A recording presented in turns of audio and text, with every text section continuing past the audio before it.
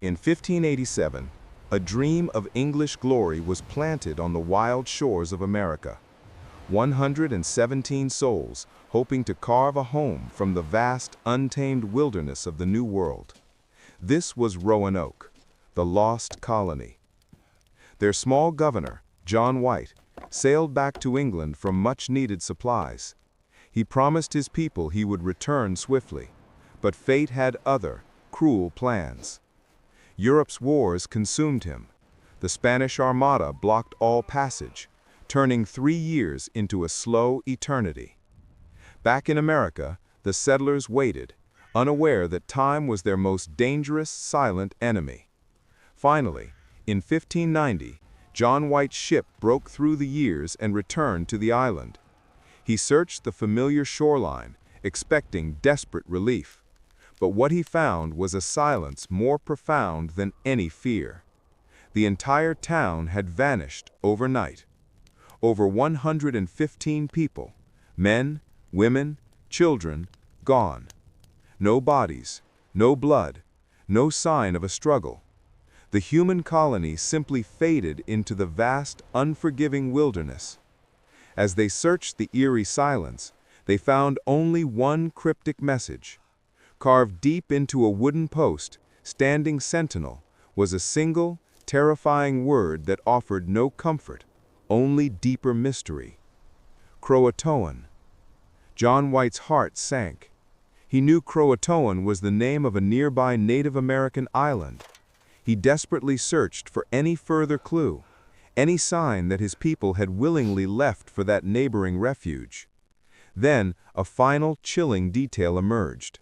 On a nearby tree, the letter C-R-O was carved. A distress sign, or simply a starting point? The rest of the message was lost, consumed by the growth of the thick forest. The ship had to leave. Storms were closing in. John White, the colony's governor, was forced to abandon the investigation, leaving the mystery unsolved. He never returned to America. His family was forever lost. What truly happened to the people of Roanoke? The complete absence of bodies or warfare suggests no massacre. The mystery lies in the silence, forcing historians to rely on cryptic carvings and speculation to unravel the Vanishing Act. Hypothesis 1. The Croatoan integration.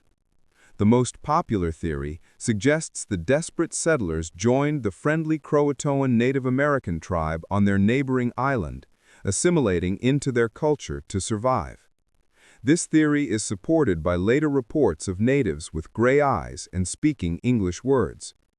Did Governor White's people shed their identity for survival? Did the bloodline simply continue, hidden in the native communities? Hypothesis 2. The attack.